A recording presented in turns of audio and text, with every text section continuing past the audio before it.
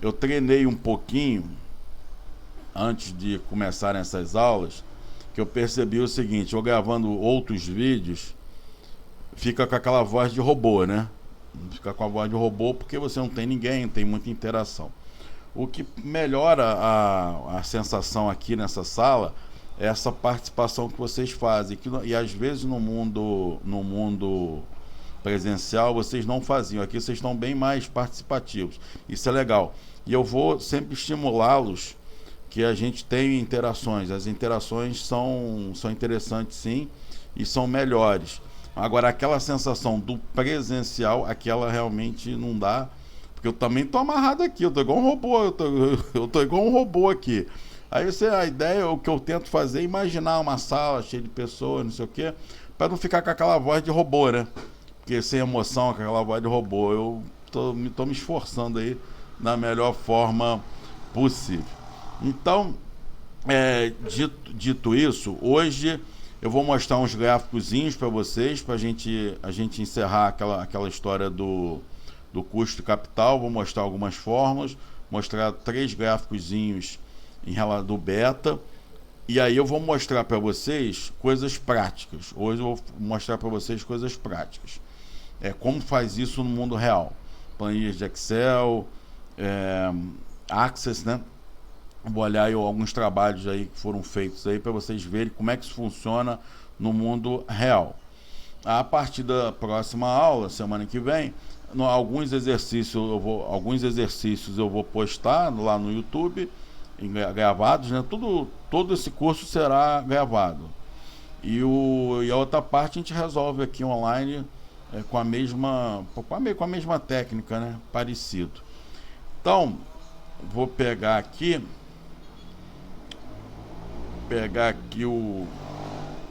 os arquivos aqui, e aí mostrar 3 gráficos bem simples, que na última aula a gente conversou sobre isso, mas eu não mostrei gráficos, e gráficos é uma coisa legal, gráficos é uma coisa muito legal.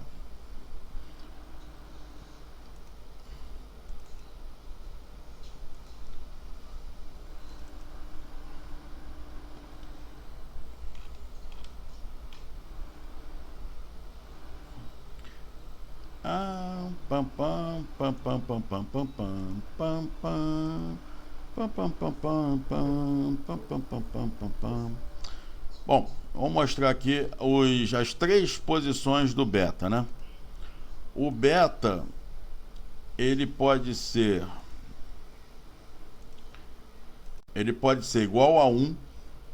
Igual a 1, ele ficaria nessa configuração aqui. O eixo X seria o mercado, né, o risco do mercado.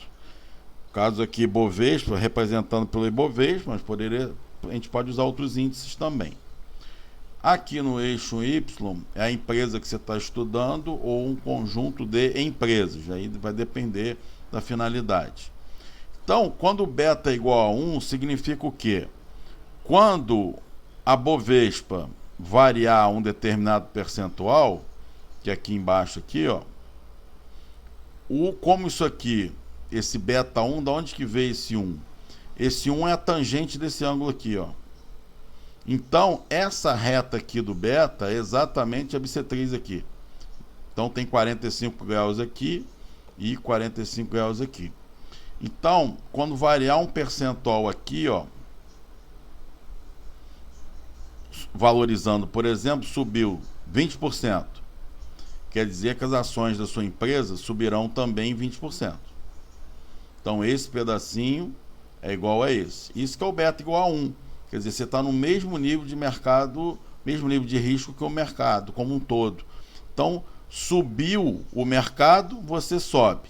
Desceu, desce também, na mesma proporção. Então, esse é o beta igual a 1. O beta, tem também o beta menor do que 1. O beta menor do que 1, você está o quê? Num nível de risco abaixo do mercado. Então acontece o quê? Se o mercado variar aqui 10% ou 20%, você aqui vai variar muito menos. Agora vamos ver. Quando sobe, o mercado subiu 20%. Dependendo do beta aqui menor que 1, você vai subir bem menos aqui, ó. Ó a diferença aqui. Quando sobe, você fica triste, né? O mercado subiu muito e você não subiu tanto assim. Agora, isso vale para quando desce, né? Quando o mercado tiver uma queda grande, a sua queda será muito menor. Então essa que é a ideia do nível de risco, do risco relativo. E a outra opção seria o beta maior do que 1. Então, beta maior do que 1 seria o quê? O mercado variou aqui um pouquinho. Na hora que sobe, ó, você variou um tantão aqui, ó. Na hora que cai, é com a mesma força, né? O mercado cai um pouquinho e as cotações da sua empresa em questão, ela desaba. Então, esse aqui é um gráficozinho simples, né? Para mostrar aí os três níveis de risco relativo. Tem alguém que quer colocar alguma coisa? Alguém quer perguntar alguma coisa? Tem como subir um pouco mais a tela? Tem, para ver melhor o eixo Y. Aqui deu uma falha técnica aqui. Na hora que eu escaneei, acabou escaneando, cortando aqui. Foi o scanner que cortou. Na próxima aula eu escaneio de novo os bonequinhos e aí você vai ver. Mas o eixo Y não tem mais nada ali para cima não. Ali só tem o tá escrito empresa. O eixo Y é da empresa. Mas lá para cima não tem mais nada não. Na hora que eu escaneei, agora que eu vi. Na hora que eu escaneei, sei lá, ficou na pontinha do scanner, eu não vi. Alguém quer colocar alguma coisa em relação a esse assunto? Deu para entender? Era porque eu ia tirar um print. Não precisa tirar print não, irmão. Isso aqui é tudo gravado. Depois você copia lá. E se for o caso, eu faço esses gráficos no Word e coloco em algum lugar lá também para vocês no Siga. Acho que não precisa escanear novamente. Não, professor, deu para entender. Show de bola. Então agora o negócio que a gente vai fazer é o seguinte. Antigamente eu primeiro fazia uns exercícios daqueles de papel, né? E depois eu tinha que levar computador para rural, não sei o que, era muito transtorno para mostrar o mundo real. Então eu vou começar com vocês agora, vamos direto para o mundo real. Então nota-se o seguinte, que a fórmula é pequenininha, né? O retorno esperado pelos acionistas é igual a taxa livre de risco mais o beta, que multiplica retorno de mercado menos taxa livre de risco. A fórmula é pequenininha. Agora, isso no mundo real cresce pra cacete. Agora vamos olhar agora o mundo real, né? Como é que a gente trabalha isso? Eu vou mostrar feito o cálculo do beta. Primeiro vou mostrar o cálculo do beta, depois eu faço em outras planilhas as outras contas. Vou mostrar na Petrobras um trabalho aqui bem boa noite, um trabalho aqui recente, fiz agora recente, da Petrobras de 2010 até 2018, tá faltando só incluir 2019. Então vamos lá mostrar aqui não, tô lugar errado, tá aqui Petrobras aqui. Também tem de outras empresas que eu mostro para vocês também. Tem aqui do segmento de calçados aqui que eu também estou fazendo. Então tem aqui, tem o Petrobras CAPM, né? Vou mostrar aqui para vocês. Então só aquela continha do beta, como é que é feito no mundo real? No mundo real é feito assim. Vou mostrar aqui um ano. Então, com detalhes aqui, para vocês perceberem como funciona. Aqui, isso aqui é uma planilha de Excel. E aqui tem data. Essa data aqui, qual é essa data aqui? Qual é a configuração dela? Ó, os 4 primeiros algarismos é 2010. 2010 é o ano. Então, os 4 primeiros algarismos, 2000 anos, estamos falando de 2010. Depois, os 2 algarismos seguintes é o mês, né? Caso aqui, mês de janeiro. Mês de janeiro. E os 2 últimos algarismos é o dia. Por que eu coloquei assim? Na verdade, eu não coloquei assim. A Bovespa, ela divulga os dados assim, e eu não resolvi não mexer nessa formatação, que dá muito trabalho e não chega, na minha opinião, não vale a pena o trabalho. Então eu acostumei com esse formato aqui de data. Aí aqui você tem ações, né? Tem abertura, tem médio, tem último. Isso aqui é um trabalho bem grande, né? Para você calcular o beta de uma empresa, não precisa disso aqui tudo. Isso aqui foi um trabalho justamente para mostrar para vocês que vocês podem fazer com várias cotações diferentes, com vários tipos de ações também. Então aqui tem abertura, isso tudo é divulgado pela Bovespa. Daqui a pouco eu mostro para vocês como acessar esses dados. Vou mostrar também o banco de dados. Então tem aqui abertura do dia, né, no caso. Tem média, tem último. E aí eu peguei só esses 3 aqui. Normalmente é mais fácil você usar aqui a última. Aí você vai calcular o retorno. E o que é o retorno? O retorno de qualquer coisa. O retorno de qualquer coisa é uma variação percentual. Então o retorno, por exemplo, no dia 5 aqui, e esses dias aqui, todas essas datas aqui são os dias úteis, né? Aonde dias úteis do ano que a Bovespa funciona. Então, aqui, esse retorno aqui, são das ações preferenciais. Esse P aqui, né, é de preferenciais. Aí, você tem aqui o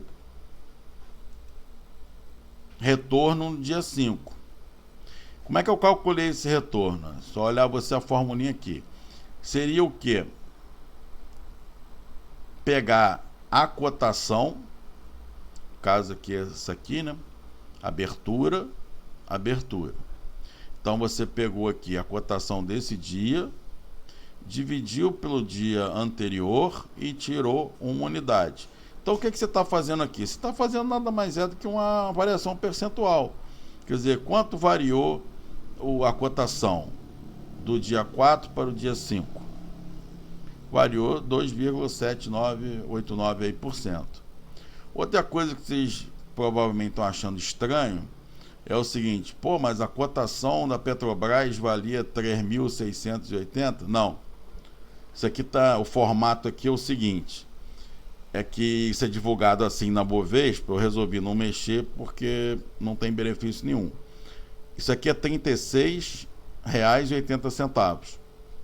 Isso aqui é R$ 37,83. Por que então eu não dividi isso aqui tudo por 100 para ficar... Porque não ia ter benefício algum. Isso aqui vem da Bovespa assim, né? Porque é arquivo texto convertido em banco de dados. E não tem benefício nenhum para o propósito que eu tenho aqui. Por quê? Porque na hora que você vai dividir esse por esse, você dividiu tudo por 100, na hora que divide um por outro, esses 2 100 aí vão ser automaticamente eliminados. Então não faz, não tem benefício, né? Poderia colocar um formato aqui? Poderia botar um formato, mas também eu entendi que dá trabalho e não traz benefício. Então toda vez que vocês estão enxergando aqui nessas planilhas esse número, quer dizer, os dois últimos algarismos é o centavo, né? E os outros são os valores inteiros, reais. Então aqui tem esses percentuais, tanto quanto sobe quanto desce. Aí você vai fazer isso aqui para quem? Para todo mundo, todo dia. Essa metodologia é única? Não, claro que não. Você pode fazer de várias outras maneiras. Por exemplo, aqui eu fiz o retorno diário. Todo dia, dia útil, né? Que a bolsa está aberta, você faz essa metodologia. Tem outras metodologias? Claro que tem. Qual é a outra? Você pode fazer por mês, pode fazer bimestral, pode fazer trimestral, quer dizer, tem uma série de outras metodologias. Por que eu escolhi a diária? Porque a diária tem uma precisão maior do que em outras metodologias. Até aqui todo mundo tá bolinha redonda, tá travando, travou bastante agora, professor. Posso repetir sim, sem problema. Aqui também. Vamos lá. Qual é a parte que vocês, da planilha do cálculo do beta, qual é a parte que vocês não pegaram? E quando eu tô lá eu não vejo aqui, né? Fico no voo, mais ou menos no voo cego. Falando nisso, vou botar aqui, eu esqueci de colocar lá no Siga, mas eu vou colocar aqui. Vou colocar aqui o meu telefone se vocês quiserem abrir um grupo de WhatsApp, alguma coisa assim, se vocês acham que isso é interessante, a gente pode fazer, não tem problema nenhum não. Depois da explicação do cálculo em si, eu vou repetir mais ou menos o que eu falei até agora. O som agora melhorou? O que travou o quê? Foi o som ou foi mais?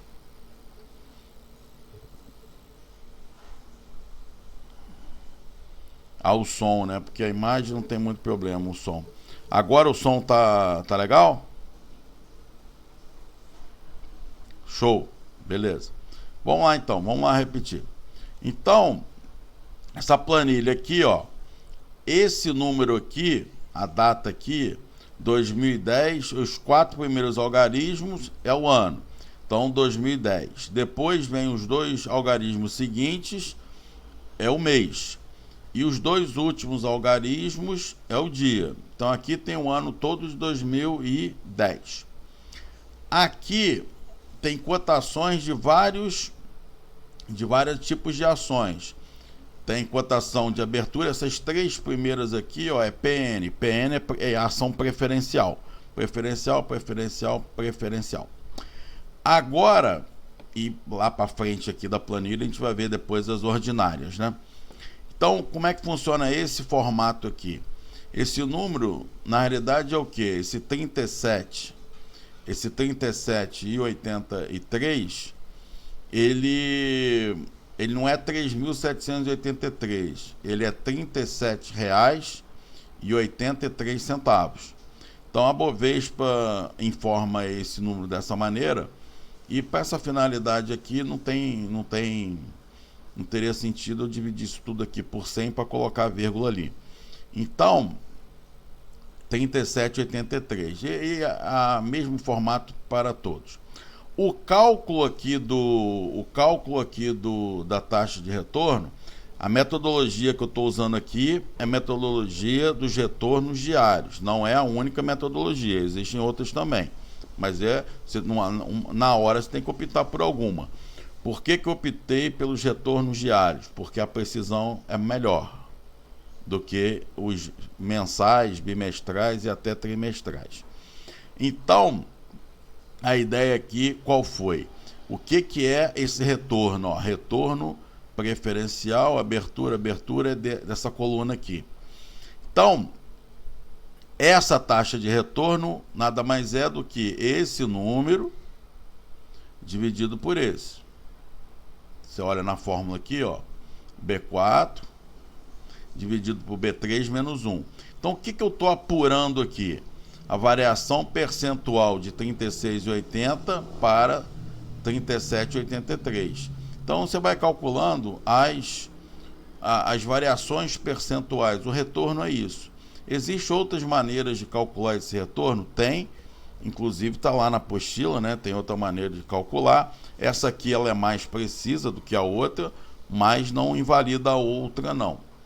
Então, aí você faz isso aqui, se você estiver usando a metodologia diária, você vai fazendo isso aqui todo dia útil aí que tiver cotação.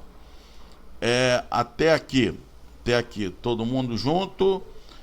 Vamos ver agora as perguntas. Grupo do WhatsApp seria uma ótima ideia, facilita até compartilhamento de arquivos. Então eu vou botar meu telefone lá no Siga, e aí alguém aí de vocês aí elejam aí um gerente aí para fazer isso. Acho que seria interessante assim que travar alguém abrir o áudio e comunicar. Verdade, seria interessante sim. Se alguém puder na hora que trava, alguém puder me avisar, ajudaria sim. Verdade. Letícia, tô no celular, mas pretendo resolver isso essa semana. Se alguém pudesse fazer o grupo, seria show. Tá show de bola. Bom, aí fica com vocês. Eu vou colocar o telefone lá no WhatsApp, vou colocar meu telefone no Siga para o grupo do WhatsApp, e aí alguém aí pode se encarregar em executar o grupo. De um modo geral, vocês podem trocar a informação que vocês quiserem no grupo. Em termos de arquivo, eu vou colocar só no Siga aí, se alguém quiser replicar aí, fiquem à vontade. Em relação... Já criou até? Tia, eficiência. Tá criado aí, tia? Professor, através do qual plataforma eu consigo esses dados? Qual dado, Pedro? Qual dado você está se referindo? Link ou grupo? Não entendi a pergunta. Da planilha? Essa planilha exatamente que eu estou mostrando agora, essa planilha, se vocês quiserem, se interessarem por ela, eu coloco lá no Siga. Vocês querem que eu coloque no Siga? Ou melhor, todas as planilhas que eu mostro aqui, vocês querem que coloque lá no Siga? Respondo sim. Tá bom. Eu vou botar. Então, eu vou colocar lá no Siga. Eu vou mostrar daqui a pouco um banco de dados. Aí eu não sei se o banco de dados, porque ele é muito grande, não sei se aguenta. Se aguenta lá no Siga. Mas essas planilhas pequenininhas aí, normalmente não tem problema não. Cria um Dropbox e deixa o link permanente no grupo. Talvez seja mais eficiente.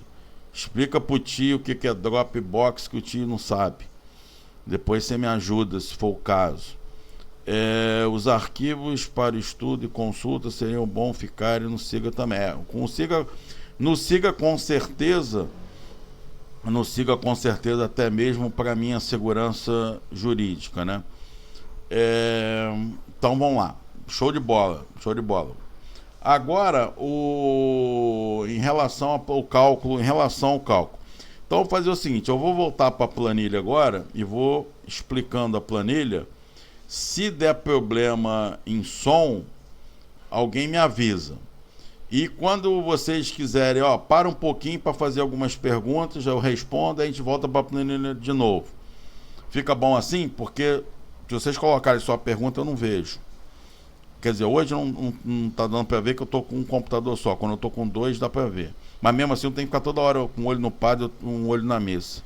Os arquivos para estudo da consulta seria bom ficar no Siga também. Show. Desculpa, eu já li essa mensagem. Tá bom. Então, vamos fazer o seguinte. Eu vou voltar para a planilha. Se travar, der algum problema, alguém me avisa, por favor, com o som.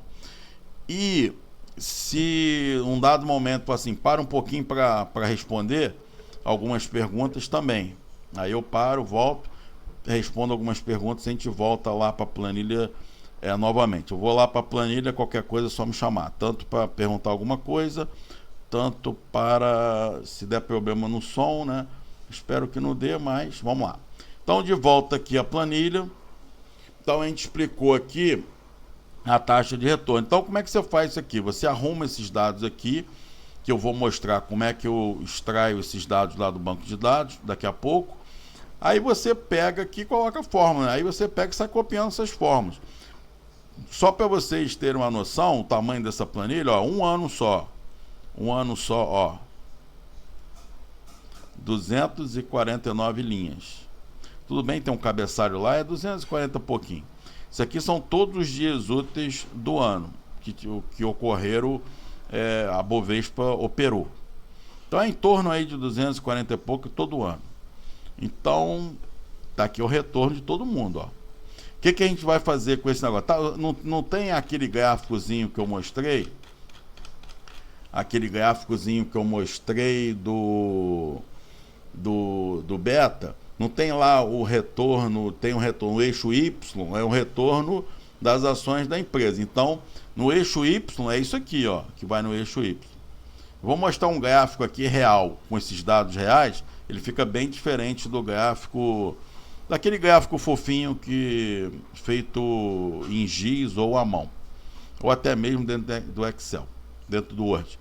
Aí, continuando, aí eu fiz isso aqui para ações preferenciais na abertura, médio e último. Por que eu fiz com tantas ações diferentes?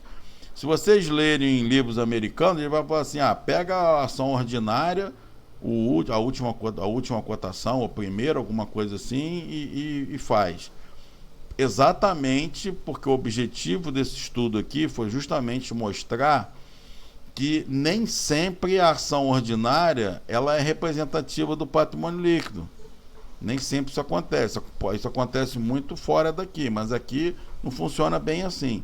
No final vocês vão ver. Eu peguei um período aí, 2010 até 2008, né? Vamos lá. Então fiz aqui abertura, médio e última. Poderia fazer essa pesquisa diferente? Poderia fazer de várias maneiras diferentes. Isso aqui foi só uma opção. Aí eu usei também aqui, ó, o retorno. Usei aqui também o retorno. Esse LN aqui é logaritmo neperiano, que é uma outra opção. Uma outra opção de fazer essa conta, uma é essa aqui, né, que a gente mostrou. Uma outra opção é usando o logaritmo neperiano da cotação, aqui ó, B4, B3, né, da cotação do dia 5 dividido pelo dia anterior. Nota-se que os valores são bem próximos. E aí, naquele trabalho escrito que está lá no SIGA, eu mostro quando que esses valores aqui ficam bem próximos. Quando que eles vão ficar bem próximos? Quando essa variação aqui diária for pequenininha. Quanto menor for, mais esses dois números vão se aproximar. No limite, quando isso aqui, essa diferença tender a zero, essa diferença tende a zero, e eu demonstro isso lá no texto lá escrito. Aí você faz o que aqui? A mesma coisa. Você faz todos os retornos diários usando aqui o logaritmo. Isso aqui foi só para mostrar, né, as duas metodologias e que elas são realmente próximas quando essa variação aqui for pequenininha. Aí usei aqui, né, as preferenciais, e aqui eu fiz a mesma coisa com as ordinárias. Coloquei as cotações das ordinárias e coloquei aqui os retornos. Aí você deve estar notando o seguinte, que no mesmo dia, ó, a cotação da ação ordinária, o valor é maior que da ação preferencial. Agora parar para fazer umas perguntas. Por que vocês acham que isso acontece? Normalmente isso acontece. Por que a ação ordinária tem um valor maior do que a ação preferencial?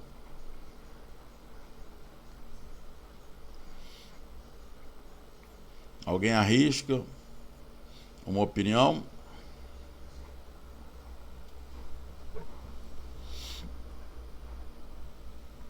Não, ninguém? Exatamente. A ação ordinária, ela tem direito a voto. Como ela tem direito a voto, você manda. Quem manda fica mais caro, né? O valor é maior. Normalmente o valor é maior. O que a gente percebe aqui no Brasil é o seguinte, até aí está tudo bem, isso aí no mundo inteiro é assim. O que você percebe aqui é que a liquidez da ação preferencial no Brasil, na maioria das empresas, ela é maior do que a liquidez das ordinárias, mesmo numa empresa grande. Agora eu vou mostrar depois essa mesma planilha em empresas menores. Em empresas menores é um desastre. Por que é um desastre? Você tem pouca ordinária no mercado e aquilo quase não troca de mão. Porque o que é a liquidez dessas ações? São as ações todo dia sendo compradas e vendidas, né? Isso que é a liquidez. Você dá dinâmica no mercado. Você tem, por exemplo, quando você pega os dados da Bovespa de empresa menor, você olha assim, que a cotação no dia tal, 2, 3, 4, 5 dias com a mesma cotação. Aí você fala, pô, mas a mesma cotação, cara, o que aconteceu? É que ela não teve movimento. Ninguém comprou e ninguém vendeu. Então quem tinha ficou, não tem liquidez, não tem dinâmica. Não tem dinâmica. Isso é uma deformação. Isso é uma deformação de um mercado emergente, que acontece em mercados emergentes com a bolsa pequenininha.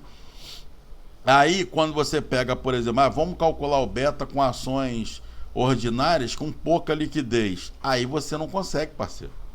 Você não consegue nem pelo campo, porque aquilo tem pouca liquidez, tem pouca tramitação, e aí você não consegue fazer. Então, muitas das vezes, apesar dos livros americanos falar, não, a ordinária é melhor lá, né?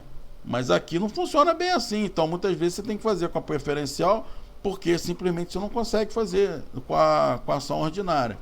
A Petrobras é uma empresa extremamente líquida, porque é petróleo, é uma commodity mundial, é a base energética do planeta, todo mundo usa, então ela tem uma liquidez maior. Mesmo assim, você tem alguns probleminhas. Agora, você imagina a empresa pequenininha lá, por exemplo, depois eu vou mostrar algumas empresas do setor de calçados, você vê que algumas não tem nem como fazer. Então, vamos continuar lá na planilha. Então, você tem aqui as ações ordinárias, né? Aí você faz o mesmo procedimento que você fez lá com as preferenciais. Aí você vai andando e aqui você começa a chegar no produto final, né? Aí você tem aqui as ordinárias, né? E tem aqui o mesmo LN aqui, e aqui tem o Ibovespa. Isso aqui é o índice Bovespa. Eu usei o índice Bovespa. Você tem que usar o índice Bovespa sempre? Não. O índice Bovespa, o que é o índice Bovespa? É o índice da bolsa como um todo. Você pode usar nessa coluna aqui, ó, um índice específico, porque a bolsa de valores produz vários, nos últimos anos que eu estou falando, mais de 10 anos. Nos últimos anos, a bolsa vem produzindo, não só aqui no Brasil, mas no mundo inteiro, vem produzindo vários índices para setores específicos. Se você estiver usando uma empresa, tiver algum índice específico para a sua empresa e você tiver uma correlação melhor de dados, usa esse índice. Eu usei aqui o índice genérico, né, da bolsa, que no caso aqui no Brasil é o Ibovespa, e aí é aquele número que aparece no jornal, né? Isso aqui é 2010, né? Isso daqui 2010, os números agora são diferentes. Então aqui, em 2010, 70 mil pontos, aquele número que aparece na televisão e no jornal, 70 mil pontos, aqui. Aí você arruma tudo aqui, o ano inteiro. Todo dia sai esse número informado. Aí você vai lá no site da Bovespa. Daqui a pouco eu vou lá no site da Bovespa para dar um passeio com vocês por lá, para vocês verem onde que a gente pega esses números. Então, tem aqui, ó, tem os dados, né, até lá na linha 249. E aqui você calcula o retorno. Como é que você calcula o retorno? Igual na mesma metodologia que você calcula das ações. A metodologia do cálculo é o mesmo. Que nada mais é do que você fazer o quê? Na metodologia aqui da variação percentual, é pegar o de hoje e dividir pelo de ontem menos 1. E aqui já está formatado para percentual. E a outra metodologia, são as duas metodologias mais usadas, né? É você usar o logaritmo neperiano. Que aqui eu usei também o logaritmo neperiano.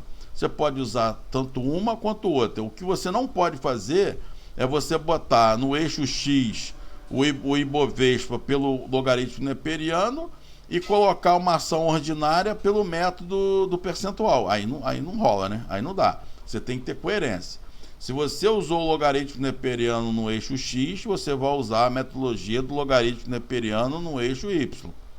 Se você usar a variação percentual no eixo X, vai usar a variação percentual no eixo Y. Agora, o produto dessa conta toda aqui, o que nos interessa, né? O que nos interessa é o seguinte, é o cálculo do beta. E o que é o beta? O beta é o ângulo da reta. Então, só para vocês entenderem aqui, eu vou botar aqui num outro ano, 2011, que é para que tem eu fiz um gráfico justamente para vocês perceberem. Aqui, ó.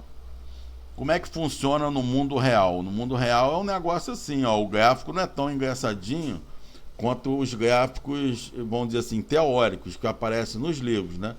Isso aqui é bem mais dinâmico. Então, na realidade, vocês estão vendo esse monte de pontinha azul aqui, ó, essa massa de pontos azuis aqui? Isso aqui são aqueles retornos. No eixo X tem a variação da Bovespa, do Ibovespa, e no eixo Y tem, no caso aqui, estamos estudando, no caso, a Petrobras. Então gera essa massa aqui de pontos. Esse aqui, ó, essa retinha aqui, ó, é a regressão linear desses pontos. E o coeficiente angular dessa reta, que é o beta. Beta é justamente o coeficiente angular dessa reta. Agora, como é que a gente calculou isso? Aqui eu estou mostrando assim visualmente, graficamente, né, como que você visualiza isso. Agora, como é que a gente calcula? Vamos voltar lá para 2010. Como é que eu calculei esse beta? Com a ferramenta inclinação. A ferramenta inclinação eu marquei lá a massa de dados das ações, né? E a massa de dados do retorno das ações e a massa de dados do retorno sobre o Ibovespa. Aí marca dessa maneira, né? Usando essa ferramenta, aí ele já te dá o coeficiente angular da reta de regressão, que é justamente o beta. Então eu calculei o beta da ação preferencial, da ação ordinária, e aqui é correlação. Aqui a gente calcula a correlação. Por quê? Isso aqui é a correlação estatística, né?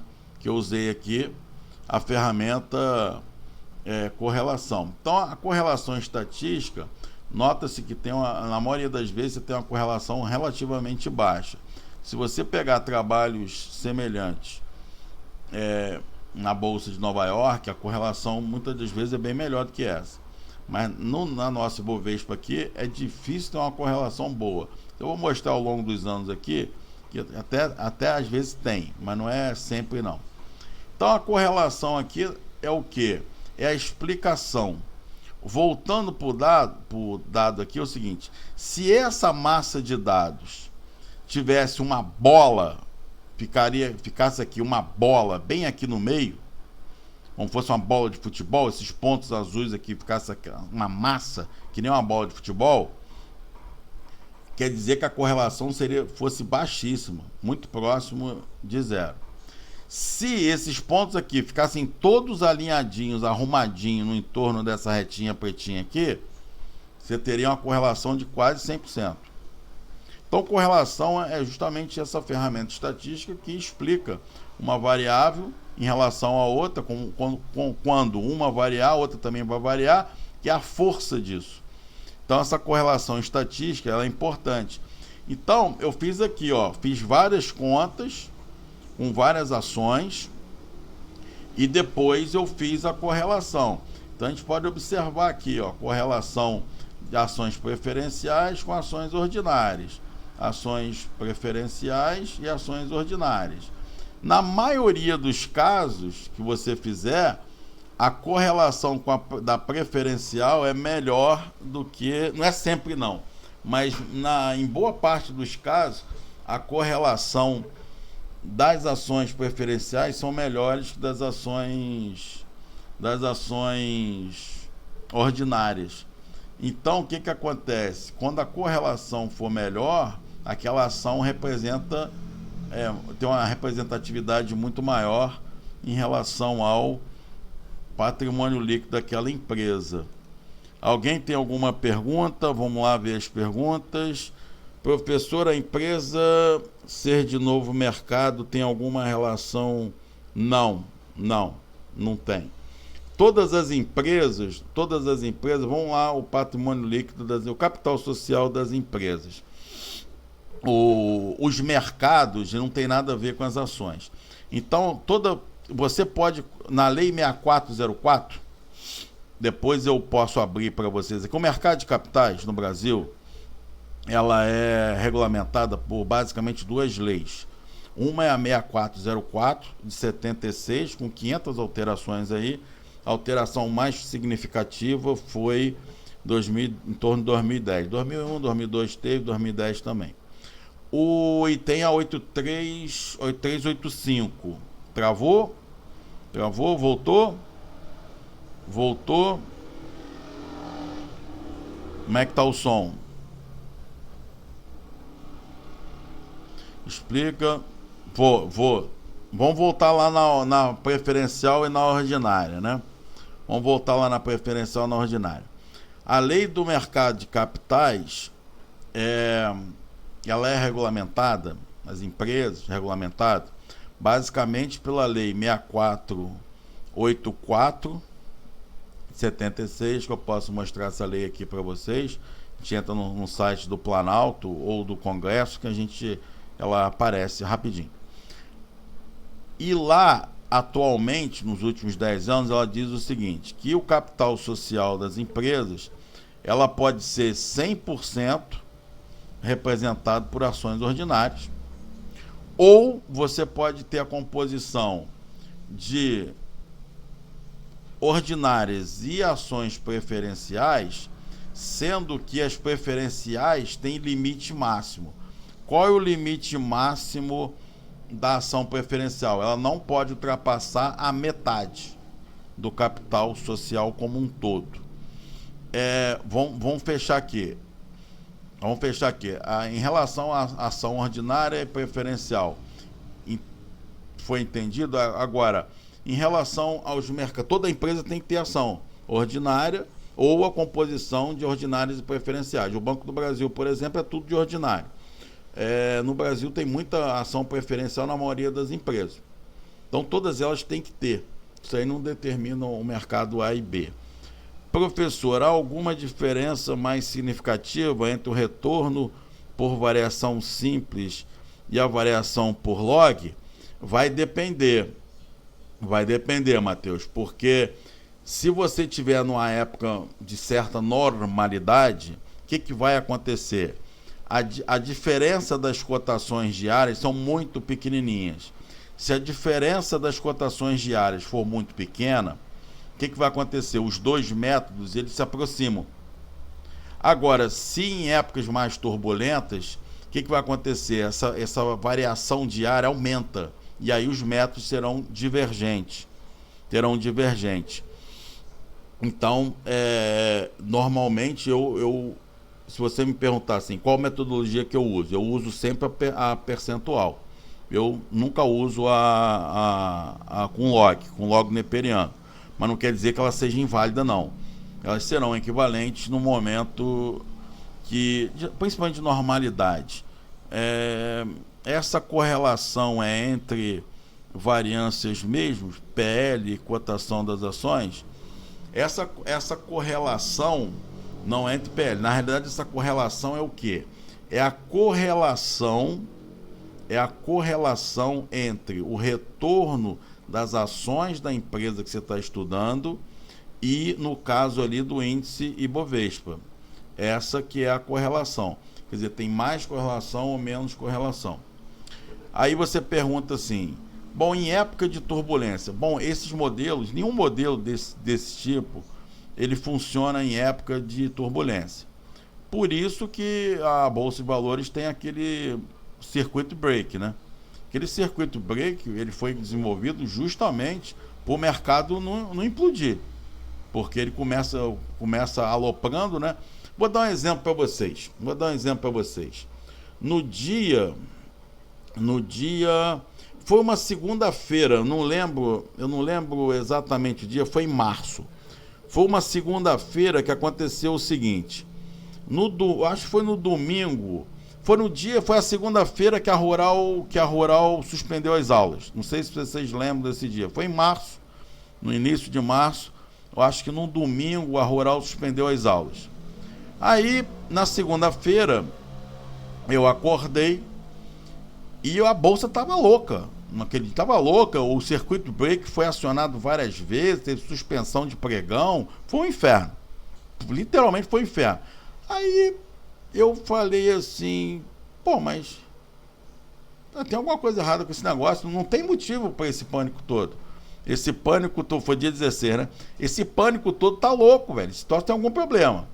Aí eu comecei a pesquisar, aí eu larguei as cotações para lá e fui para outro canto. Qual canto que eu fui? Eu procurei as informações que estavam chegando ao mercado. E eram informações loucas. Aí apareceu assim, alguém disse que tem um modelo não sei aonde, na NASA, não sei aonde, o raio que o parta, que vão morrer milhões de pessoas, não sei o quê. Cara, eram essas informações que estavam chegando. E eram informações falsas, inclusive.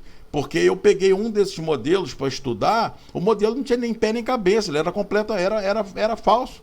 Era uma sacanagem mesmo. Muita gente ganha. E essas informações tortas que vão chegando no mercado, muita gente ganha dinheiro, parceiro. Isso aí, muita gente ganha e muita gente perde. Ou melhor, poucos ganham e muitos perdem. Então eu falei, pô, não tem motivo para essa loucura toda. Isso tá errado. Aí eu comecei a ver as informações malucas que estavam chegando. Então por que foi desenvolvido o circuit break, quando trava tudo? É para as pessoas digerirem aquela informação. Aí foi passando o tempo, as pessoas foram estudando o assunto. Não, o bicho era feio, mas não era tão feio assim. Não vai morrer metade da população mundial, pô. Não vai morrer tanta gente assim. Então, mas por quê? Aí você começa a observar quem divulga essas informações. Quem divulga essas informações no Brasil, não é só no Brasil não, mas tem relação com o mercado, porque o cara tá afim de fazer causar uma turbulência para ganhar um dinheiro. Para ganhar um dinheiro. Só para vocês terem ideia, naquele dia que o ex-ministro Sérgio Moro pediu demissão, se eu soubesse que ele ia pedir demissão, eu não estaria aqui, eu estaria aposentado. Teria ficado rico naquele dia, naquela virada. Porque a informação que eu recebi, que todo mundo recebeu, teria sumido, né? Cadê o professor? Sumiu, ficou rico, desapareceu. Eu tinha duas informações naquele episódio. No dia anterior, tinha todos os deputados da base do governo estavam dizendo, garantindo que o ministro que não iria pedir demissão, que aquilo ali era fake news. E em um outro lado da imprensa estava dizendo ele vai pedir demissão. E o troço ficou naquele negócio, vai, não vai, vai, não vai, vai, não vai. Quem sabia que ele ia realmente pedir, esse ficou rico naquele dia. Eu chorei um pouquinho nesse dia. Eu falei, pô, era a minha chance de ganhar 100 milhões num tiro só, um dia só, 100 milhões. Eu chorei eu fiquei chorando o dia seguinte inteiro. Bom, vou continuar pobre, vamos trabalhar então. Aí Posso. Aí tem esses problemas. Desculpe, poderia repetir a explicação. A correlação posso. A correlação é o seguinte. Então tem que tomar muito cuidado. Eu falei isso aí porque tem que tomar muito cuidado com a informação que chega. Chega muita informação maluca. E não é maluca, é gente tentando manipular o mercado para poder ganhar dinheiro. Uns ganharem, outros perderem. Então tem que tomar muito cuidado. A correlação é o seguinte: você tem o retorno das ações e tem o retorno do Ibovespa. É justamente a correlação estatística entre esses dois retornos. Então, como é que funciona? Se você tem uma correlação alta, quer dizer o quê? Que os pontos estão mais alinhados com a reta de tendência. E se você tem baixa correlação, é que os pontos não têm uma boa correlação com a reta de tendência. Vou mostrar isso naquele gráficozinho, que eu fiz. vou mostrar para vocês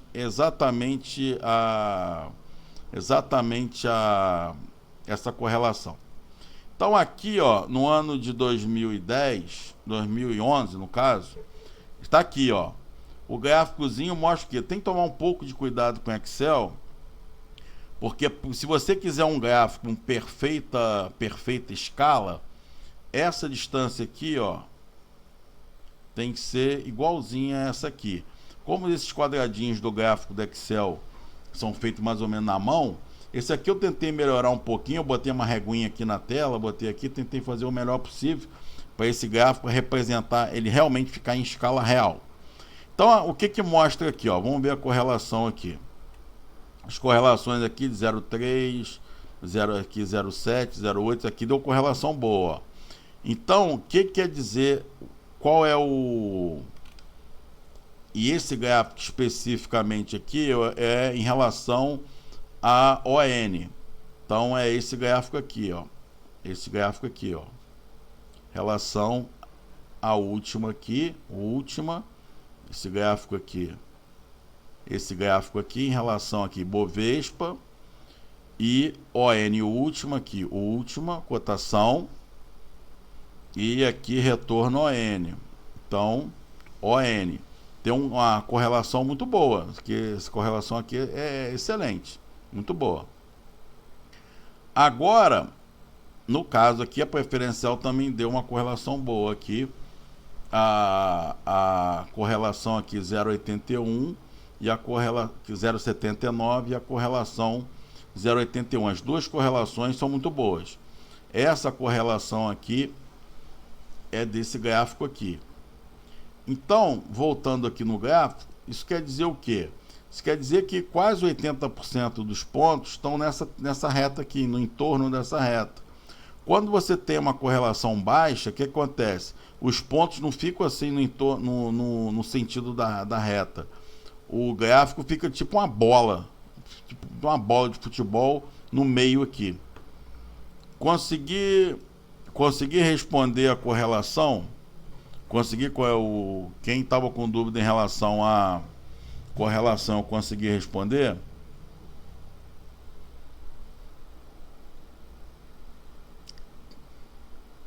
Pode seguir adiante.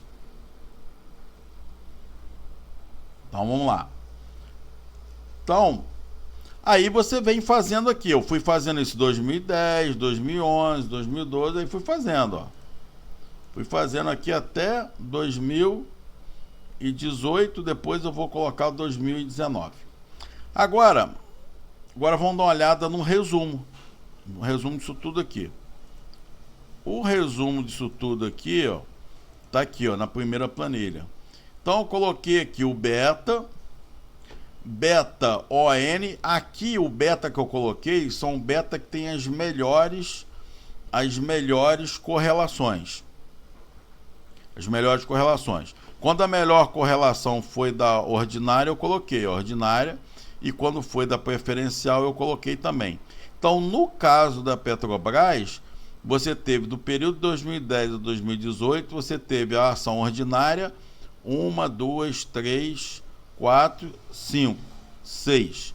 E teve a preferencial 1, 2, 3 vezes. Então, nem sempre a ação ordinária apresenta melhor correlação. Mesmo com a Petrobras, que é uma empresa assim, internacional, tem valores imobiliários no Brasil, nos Estados Unidos, na Europa, em vários lugares. Tinha na Argentina e aí tirou. Bom, aí percebo aqui o seguinte: o nível de risco da Petrobras, o nível de risco relativo, né, que o beta é isso, esse nível de risco relativo da Petrobras em relação ao mercado, nota-se que a Petrobras historicamente sempre teve um beta abaixo de 1. Só que a partir de 2014, olha, como é que mudou? E 2014, o que aconteceu em 2014 para frente? Que mudou bastante aqui o beta subiu muito. Ele saiu de 0,7 lá em 2010, foi subindo. 2014 ele passou de 1 e foi subindo. A tendência para o futuro seria cair. Agora, por enquanto, não caiu. Vamos ver 2019. Para vocês, por que aconteceu que a percepção do risco mudou tanto? É que o senhor tinha dito algo, uma interpretação sobre a correlação, não consegui ouvir direito. Não, a correlação não é uma interpretação. A correlação é uma massa de dados está explicando a outra massa de dados. Então, quando você tem uma correlação alta, 0,8, 0,9, quer dizer o seguinte, que a variável dependente, o eixo x, está conseguindo explicar a outra variável, que é o y. O beta subiu. Por que o beta subiu tanto da Petrobras nesse período aí? O que aconteceu a partir de 2014 que fez com que o mercado entendesse que a empresa estava num nível de risco maior do que a bolsa como um todo? A partir de 2014, foram os escândalos, né, de corrupção na Petrobras aí. A partir de 2014, a Lava Jato é que explodiu com o beta da empresa. A empresa ficou muito endividada, ela está desalavancando também. Então a tendência para o futuro é que o beta da Petrobras volte a ficar abaixo de 1 de novo. Quando, a gente não sabe, provavelmente seria logo agora nos próximos anos, mas agora veio o meteoro também, juntou essa recessão mundial aí que ninguém sabe onde isso vai parar. Então agora vamos aguardar para ver. Então essa aqui é a variação. Agora, como é que eu busquei esses dados aqui? Primeiro, vou mostrar para vocês mostrar primeiro no Ibovespa. Vou mostrar para vocês no Ibovespa onde que vocês acham algumas informações, né? Então, você vai no seu amado Google e coloca o seguinte, porque o site da Bovespa toda hora muda a carinha. Então, e aí depois, para você achar alguma coisa lá, é muito chato. Então eu sempre coloco no Google, coloco empresas listadas na Bovespa, ó. Aí você vem aqui, empresas listadas, as ações aqui, empresas listadas, e aí você acha aqui informações. Tem várias informações aqui interessantes. Vocês estão vendo aqui essa ordem alfabética aqui? Essa ordem alfabética aqui você encontra as empresas. Por exemplo, se você quiser saber todas as empresas listadas na Bovespa com a palavra A, só clicar no A. B, C e assim vai. No B tem muito, porque a letra B, no Brasil, o nome do banco tem que começar com a palavra banco. Então, quando você aperta no B aqui, aparece banco pra cacete. Então é por conta disso. Aí você vai clicando aqui. Se você não quiser procurar de outra maneira, você pode digitar aqui, ó. Digita aqui, digite o nome da empresa. Aí você bota aqui Petrobras. Agora, o nome que você vai digitar aqui não é o nome fantasia, é a razão social. Se você não souber, se você conhecer a empresa apenas pelo nome fantasia, não acha. Você tem que saber qual é a razão social dela. Você pode botar Petrobras, pode qualquer outra. Aqui em cima, aqui, você pode procurar as empresas também, setor e segmento. Então, se abrir aqui, quais são os setores que tem aqui? Aparece aqui, ó. Aqui, ó. Setor de bens industriais, aí tem subsetor comércio, não sei o que, máquina, equipamento, papapá. Aí tem um segmento, ó. A maior parte desses segmentos aqui, se você abrir, tem uma empresa, duas empresas, tem muito pouca empresa, cada segmento aqui. Então, isso dificulta bastante. Vocês querem abrir aí algum desse aqui para vocês verem como é que é? Vou botar um aqui aleatoriamente aqui. Botar aqui engenharia. Ó, duas empresinhas só estão listadas aí, ó.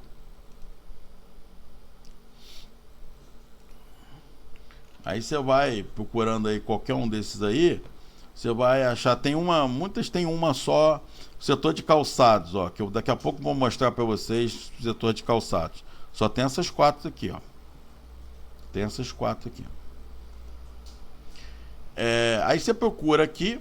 Uma vez que você achou a empresa que você está procurando, vamos abrir aqui a Petrobras para ver aqui a Petrobras, a Petrobras que a gente está se referindo, que foi feito aqueles valores, essa aqui, ó, Petrobras Brasileira S.A.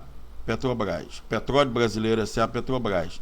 Isso aqui, a Petrobras Distribuidora, é uma outra empresa, era uma controlada que foi privatizada o ano passado. Então você clica em cima dela e aqui tem várias informações. Se você quiser saber cotação de períodos curtos, você pode olhar esse gráficozinho aqui, ou você pode clicar aqui. Aí você tem aqui as variações aqui que ajudam. Aí você tem uma série de informações da empresa aqui, ó. Isso aqui é o tipo de ação, ó. PET R3, os dois grandes grupos de ações, PET R3 e PET R4. O R3 são preferenciais e os R4 são as ordinárias. São as ordinárias com as suas várias subclasses aí. Tem aqui o site da empresa. Aí você tem aqui relatórios estruturados, informações relevantes. Por exemplo, não sei se vocês lembram, teve uma plataforma, acho que foi P52, há muitos anos atrás, que ela fundou, da Petrobras. Isso é uma informação relevante, aí só tem que aparecer aqui. Aí você vem aqui, clicando aqui,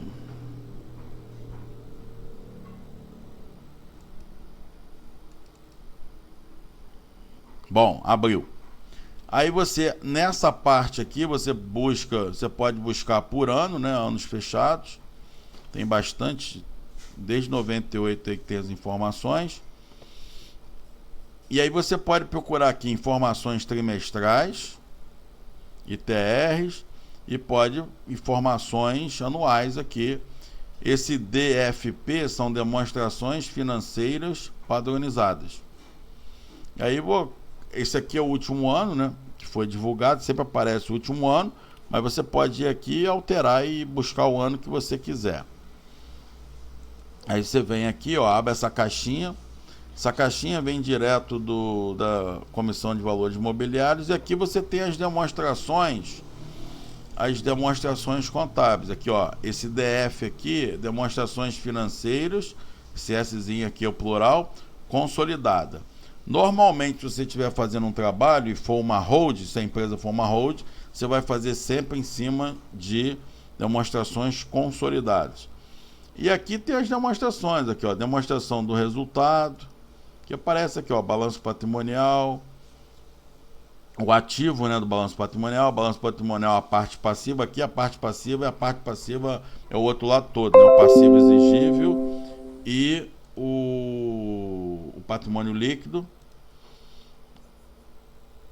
A própria demonstração do resultado abrangente, fluxo de caixa, mutações do patrimônio líquido e demonstração do valor adicionado. Então aqui você vai clicando aqui, ó, vai mudando aqui. Como é que eu faço para coletar essas informações? Eu faço assim, ó, marco, bem aqui até o final, vou no azulzinho ali, botão direito, copio, abro o Excel, vou botar uma outra página aqui, ó, em branco aqui. Você vem dentro do Excel aqui, aí você vem colar especial, errei aqui, colar especial, tá aí. Aí você arruma aqui, ó, e aí você pode fazer o trabalho que você achar melhor. Dá uma checada aqui, ó, dentro da célula tá número, então você pode fazer conta com esses números aqui. É assim que eu faço o procedimento de coleta de dados, dados financeiros da empresa. Aqui tem todas as peças contábeis. Tem alguma dúvida aí? Alguma dúvida em relação a esse pequeno passeio que nós estamos dando dentro do site da Bovespa? É que o senhor tinha dito algo em relação sobre a correlação, não consegui ouvir direito. Então, o negócio da correlação, alguém tem alguma dúvida? Senão a gente volta, se alguém tiver dúvida da correlação, a gente volta lá naquela planilha do Excel novamente. Todo mundo entendeu o passeio pela Bovespa aí? Como é que você coleta essas informações aí na Bovespa? Joinha. Agora eu vou mostrar para vocês o banco de dados que eu mostrei, que eu produzi, que eu vou mostrar para vocês. Então tá aqui. Aqui é o banco de dados, ó. Esse aqui é o banco de dados. E você tem aqui, desde 86, eu tenho as cotações aqui, ó. 1986 até 2019, ano fechado. Isso aqui são todas as anuais. Aí você clica aqui em determinado ano. Que tá lento aqui, mas vai abrir. Tá lento aqui, mas vai abrir. Tá, abriu aqui. A informação vem assim da Bovespa, entendeu? Isso aqui é a conversão de um arquivo texto que foi convertido. Então, a informação vem assim. Aqui tem um ano, aqui tem um tipo de ação, né? Na Petrobras lá é PET R3, PET R4. E na maioria das empresas também tem esse código aí 3 e 4 para preferencial e ordinária. Aqui você tem a empresa, o nome da empresa. Essa coluna aqui do nome da empresa é sempre a razão social, nunca o nome fantasia. Tem lá o tipo de papel e tem isso aqui, a unidade monetária do país, né, no caso, por enquanto, real. E aqui tem os valores, né? Abertura, máximo, mínimo, média e último. E aí você tem aqui os dados aqui, esse banco de dados é enorme. Aí eu vou aqui em filtrar, aqui procuro aqui a empresa que eu quero, e aí eu vou filtrando e vou tirando aí os dados da maneira que eu acho mais conveniente para o trabalho específico que eu esteja fazendo. Alguma dúvida, curiosidade? Alguma dúvida, curiosidade? Como é que coleta esses dados? Vocês têm curiosidade? Vocês têm curiosidade sobre alguma empresa específica? Às vezes eu vou mostrar agora para vocês outras empresas diferentes da Petrobras, empresas menores. Vocês vão ver que muda bastante, o panorama muda bastante. Então vou mostrar agora para vocês o setor de calçados aqui, ó. Setor de calçados. Deixa eu ver aqui qual que tá mais preenchido. Aqui, ó. Tem a Grendene aqui que eu coletei aqui. Então, vamos lá na Grendene. Grendene é aquela empresa, né, de calçados que tem a patente lá daquelas sandalinhas Melissa. Aquelas sandalinhas Melissa. Então, é a mesma coisa. Por que que aqui você tá tão pequenininho em relação à Petrobras? Porque aquele trabalho na Petrobras foi para mostrar para vocês, com vários tipos de ações, com várias cotações, o resultado, qual que fica melhor, qual que fica pior. Então aqui o objetivo foi outro, foi justamente já calcular aí o beta da Grendene, né? Então aqui eu fiz com ações ordinárias aqui e o da Grendene, e aqui deu uma correlação baixa e deu um beta aqui de 0,38. Você vê que o risco relativo da Grendene é bem baixinho, né? Então 2011 aqui 0,47, 0,39. Quer dizer, o mercado percebe a Grendene como uma empresa de baixíssimo risco. Tem aqui todos os anos aqui que eu fiz. Então ele sempre tem uma percepção muito baixa do risco da Grendene, mas também a correlação também não é lá grande coisa. Então tem a Grendene mostrando aqui. Deixa eu ver qual outra aqui que está pronto já. Deixa eu ver aqui. Alpargatas. Essa empresa aqui fazia muito propaganda nos anos 80, 90 na televisão. Fazia sapato para executivos, esse tipo de coisa. Então era também. Isso aqui, por que nessa empresa especificamente eu fiz com ação preferencial? Porque não tinha como fazer com a ordinária. Problema de normalmente é problema de cotação. Por isso que eu botei aqui, ó, mas dá problema de cotação. Problema de cotação, quase não tem cotação, tem pouca procura também. Aí o mercado acha, a empresa é pequena, a empresa é super familiar, não sei o que, não interessa muito a ação ordinária, aí não dá liquidez, não dá valor e aí não rola. Não dá para fazer os cálculos. Aí fiz aqui em relação ao Alpargatas. Deixa eu ver outra aqui. Isso aqui ainda não tem que fazer ainda. Vulcabras também tem que fazer ainda. Então isso aqui são os últimos trabalhos aí feitos aí em relação ao cálculo aí de risco aí.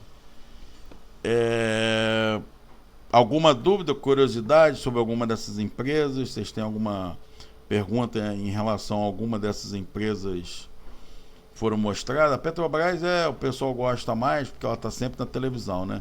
Tanto por bem quanto por mal. E essas outras empresas pequenininhas eu gosto de fazer também, porque a dificuldade é bem maior, né? A dificuldade é bem maior. Então, se você consegue aplicar o modelo onde ele é mais difícil, onde é mais fácil, é tranquilo, né? E elas também precisam ser avaliadas, elas também têm lá o seu valor. Então, alguma dúvida, alguma curiosidade? Tá todo mundo me ouvindo ou caiu tudo e eu fiquei sozinho aqui, não estou percebendo? Aqui em cima.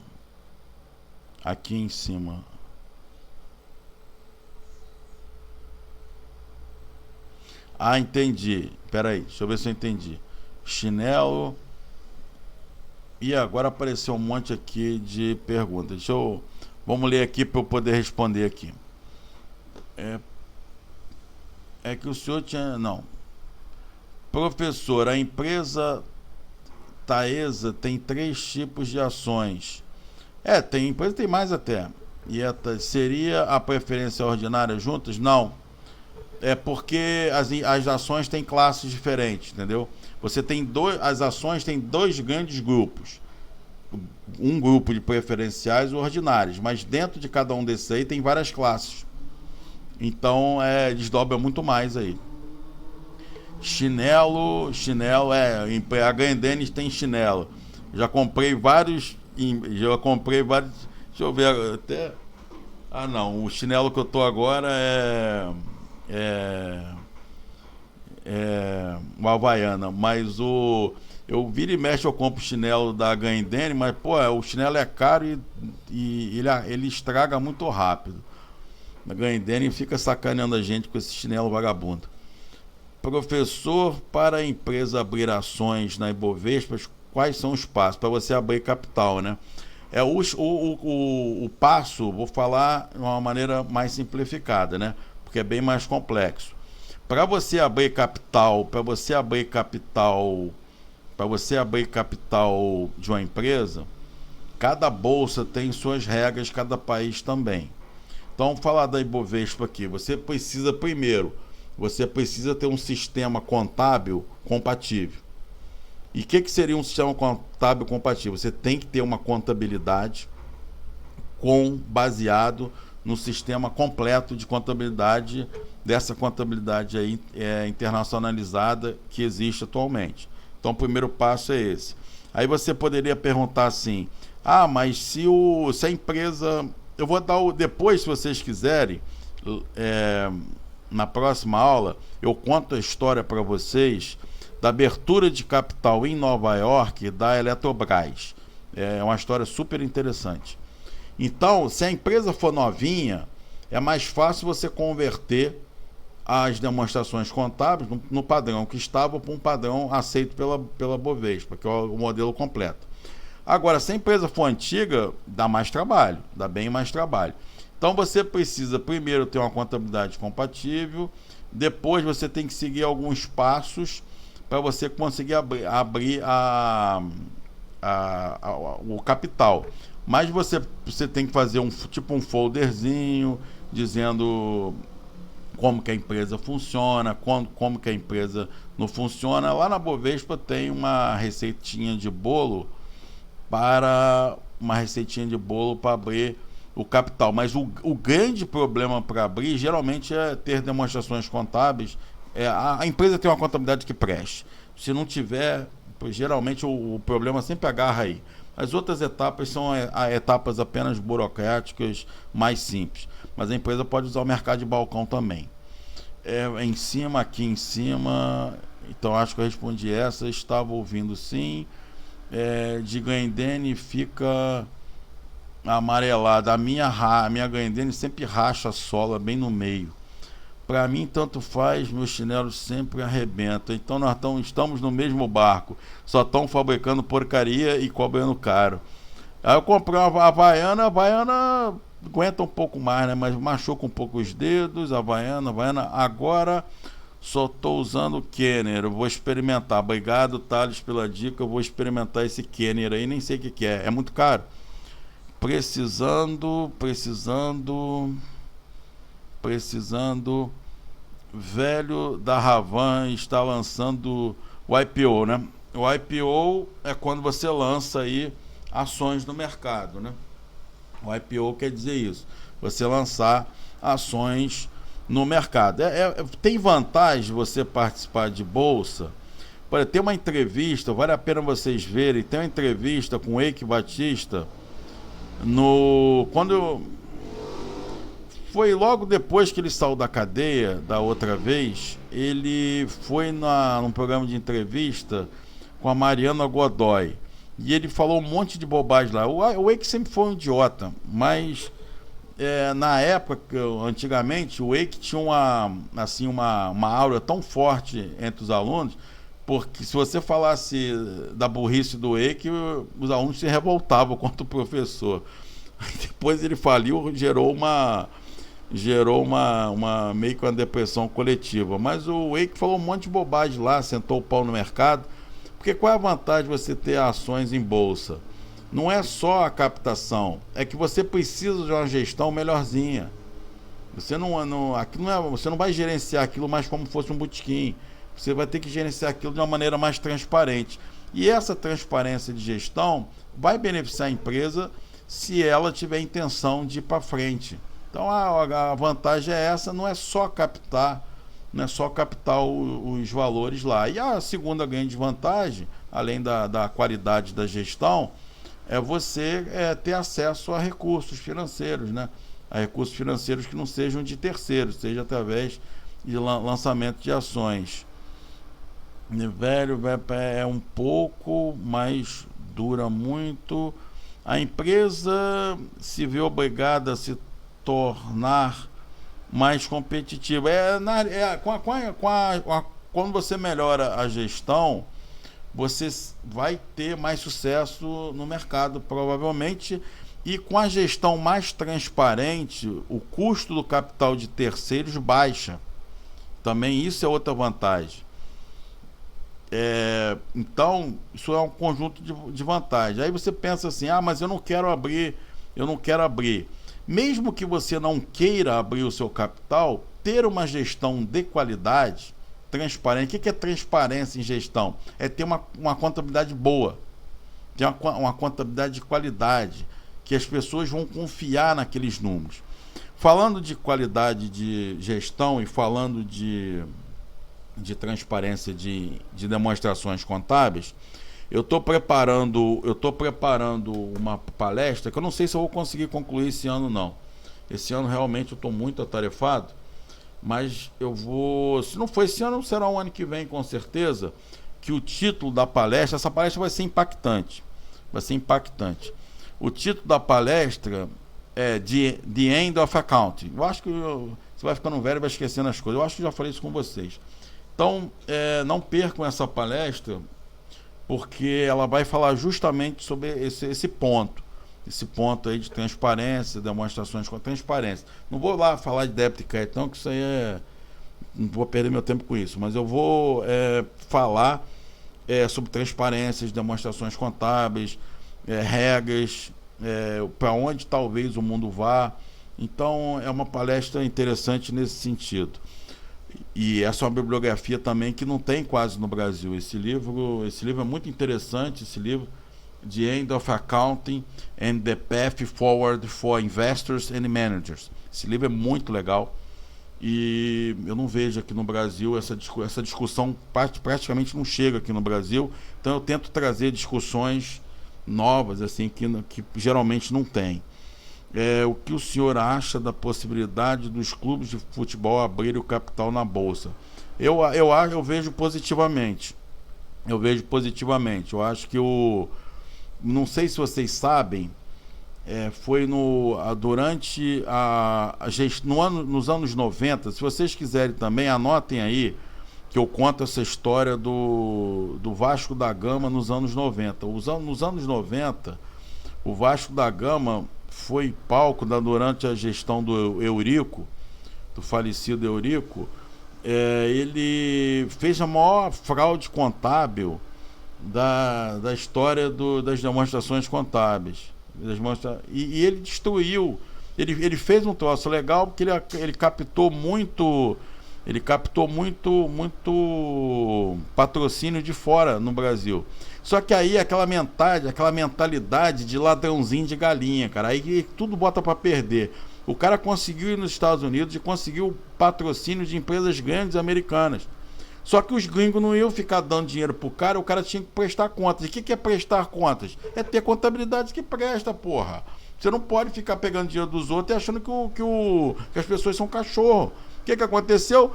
Porra, o cara não prestou conta nenhuma, fez um monte de fraude contábil. O que aconteceu? O clube perdeu os patrocínios e foi parar lá no buraco, lá da terceira divisão. Se vocês quiserem, lembre mais para frente que eu conto essa história. Essa história ela é bem interessante sobre fraude contábil. O problema é que grande parte dos times brasileiros de capital fechado, o que dificulta a maior interação com o mercado financeiro. Não é só a interação, é principalmente a gestão. Então tudo começa na gestão. Tudo começa na gestão. Se você tem uma gestão profissional, transparente, honesta, você só vai ter benefício. Agora, se você tem uma gestão um pouco transparente, cheia de vagabundo safado ali dentro, a empresa não vai para frente. Infelizmente, não adianta. Não adianta. A gestão é tudo. Por exemplo, você fala assim, a empresa A, B ou C, ela pode ter a melhor engenharia do mundo, ela pode ter tudo de bom, mas se a gestão dela não prestar, não adianta. Não adianta, vai pro buraco. Isso é fato. Não tem como negar isso. A alma do negócio é a gestão da empresa. O mercado financeiro não perdoa fraudes fiscais. Mais ou menos, né? Mais ou menos.